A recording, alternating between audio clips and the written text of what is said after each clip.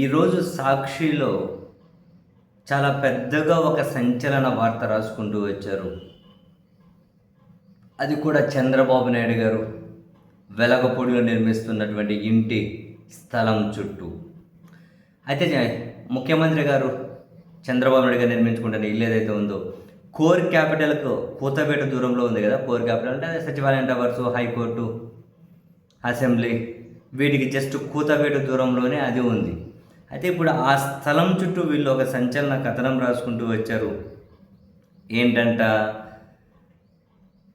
మామూలుగా ఈ భూ సమీకరణ కింద భూములు తీసుకున్నారు కదా అమరావతిలో. సో ముగ్గురు వ్యక్తులు, కంచర్ల సాంబశివరావు, కంచర్ల శాంతి కిరణ్, కంచర్ల ఓంకార్, వీళ్ళు ముగ్గురు వ్యక్తులు మొత్తం 29.52 ఎకరాలను భూ సమీకరణ కింద సిఆర్డీఏకి ఇచ్చారట.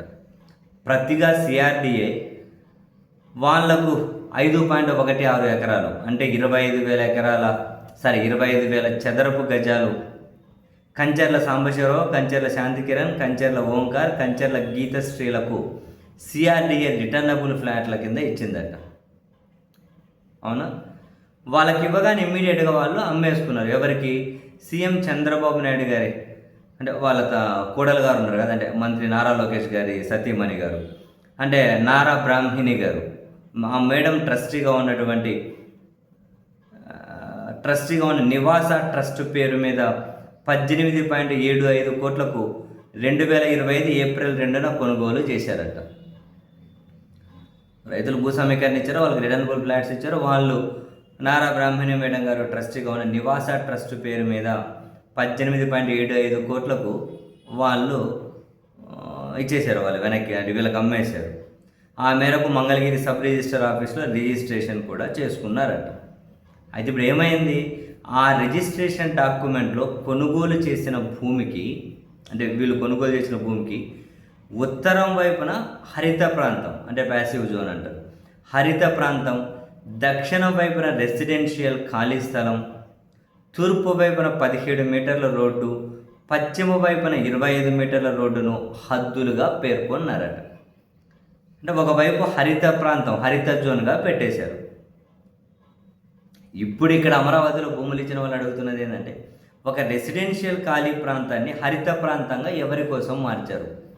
మామూలుగా భూములు ఇచ్చిన వాళ్ళకు రిటర్న్గా ఎక్కడో చెరువుల్లోనో కుంటల్లోనో రిటర్నబుల్ ఫ్లాట్స్ ఇస్తున్నారు. ఇక్కడేమో ఒక మెయిన్ ఏరియాలో చంద్రబాబు నాయుడు గారి ఇంటికి ఉత్తరం వైపు హరిత ప్రాంతంగా మార్చేశారు. అంత కీలకమైన ప్రాంతంలో భూములు ఇచ్చిన వాళ్ళకి ఎవరికైనా రిటర్నబుల్ ఫ్లాట్స్ అక్కడ ఇచ్చి ఉండొచ్చు కదా, ఎవరికి కూడా హరిత ప్రాంతంగా ఎవరి ఒత్తిడి మేరకు మార్చేశారు అన్న దగ్గర నుంచి స్టార్ట్ అయ్యి ఇప్పుడు అలా మార్చడం వల్ల ఎంత నష్టమో కూడా వీళ్ళు రాసుకుంటూ వచ్చారు. అని అంతేకాకుండా వీళ్ళు కొనిండేది వాస్తవ ధర 7,500 రూపాయల గజం అని చెప్పి కొన్నారు. మరి గజం 7,500 రూపాయలే ఉందా అక్కడ, లేకుంటే ఏదైనా గుడుపుటనే నడిచిందా అని చెబుతూ, మరి గజము 7,500 రూపాయలే ఉంటే ఎకరం 3.63 కోట్లే ఆ లెక్కన. మరి ఈ ప్రకారం చూసుకుంటే ఇప్పటికీ అమరావతిలో దాదాపు 47,000 కోట్ల రూపాయలకు పైగా చంద్రబాబు సర్కార్ అప్పు చేసింది. మరి ఆ లెక్కన ఆ అప్పును వడ్డీతో సహా కట్టాలి అంటే కనీసం 15,000 ఎకరాల భూమి అమ్మాలి. మరి అమరావతిలో ఇప్పుడు ఉన్న భూమి ఎంత? అందులో సగం కూడా లేదు కదా, అందులో పావలా ఉంటుందేమో. మరి అటువంటిప్పుడు ఎక్కడి నుంచి తెచ్చి అప్పు కడతారు అని. అంటే ఇక్కడ ఇంకొకటి ఏంటంట, వెలగపూడి సర్వే నంబర్ 163Bలో అట 1 ఎకరం శ్మశానం భూమి అదట. ఇప్పటికీ ఆ భూమిలో సమాధులు ఉన్నాయట.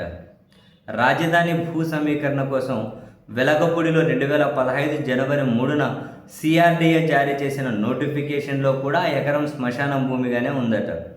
కానీ ల్యాండ్ పూలింగ్ స్కీమ్ కింద భూమిని సమీకరిస్తూ జారీ చేసినటువంటి ఫామ్లో మాత్రం ఆ భూమి కంచర్ల శాంతి కిరణ్దిగా పేర్కొన్నారట. ఎవరి ఒత్తిళ్లతో శ్మశానం భూమిని శాంతి కిరణ్కి చెందినదిగా మార్చారని వెలగపూడి రైతులు నిలదీస్తున్నారు. ఆ శ్మశానం ఉన్న ఎకరా భూమి కంచర్ల శాంతి కిరణ్దిగా చూపుతూ దానికి గాను కేటాయించిన 1000 గజాల రెసిడెన్షియల్ స్థలంతో పాటు 25,000 గజాలను కంచర్ల శాంతి కిరణ్ కుటుంబ సభ్యుల నుంచి సీఎం చంద్రబాబు కోడలు నారా బ్రాహ్మణి కొనుగోలు చేయడం గమనార్హమని వీళ్ళు మొత్తం ఆ డాక్యుమెంట్లను పబ్లిష్ చేసుకుంటూ వచ్చారు అండ్ ఆ మ్యాపులను పబ్లిష్ చేసుకుంటూ వచ్చారు. ఏ విధంగా హరిత ప్రాంతంగా మార్చారు, రోడ్డు ఏ విధంగా పెట్టారు, ఎవ్రీథింగ్ అని. సరే, ఏదైనా కన్వీనియంట్ ఎగ్జిక్యూషనే చేస్తారు. అందులో చంద్రబాబు నాయుడు గారు అయితే మరింత చాలా పగడ్బందీగా కొన్ని ఎగ్జిక్యూట్ చేసుకుంటూ వస్తారు. ఇది ఒకవేళ ఇన్ఫర్మేషన్ కోసమే పనికొస్తుంది, కానీ ఇంతకు మించి ఇక్కడ అంటే ఇంకేదో తేల్చాలి అనో, లేకుంటే దీని వెనకాల ఇంకేమైనా జరిగినా అవి బయట పెట్టే పరిస్థితి అటువంటివి ఏమీ ఉండవు. ఇదంతా ఏముంది, రిటర్నబుల్ ఫ్లాట్స్ వాళ్ళకి ఇచ్చారు, వాళ్ళు వీళ్ళకి అమ్మేసుకున్నారు. మరి మీరు కొనింది ఎకరా 3 కోట్ల చిల్లరే కదా. అమరావతిలో మరి అన్ని వేల కోట్ల అప్పు తీర్చాలంటే ఎన్ని వేల ఎకరాలు ఉంది, ఎక్కడి నుంచి వస్తుంది అని అంటే పెరుగుతుంది, విచ్చలవిడిగా పెరుగుతుంది భూమి అంటారు. మరి పెరగకపోతే ఏంది, ప్రభుత్వం రియల్ ఎస్టేట్ వ్యాపారం చేయొచ్చా అని అంటే నువ్వు ద్రోహి, నువ్వు దుర్మార్గుడివి అంటారు. ఎవరేం చేస్తారు?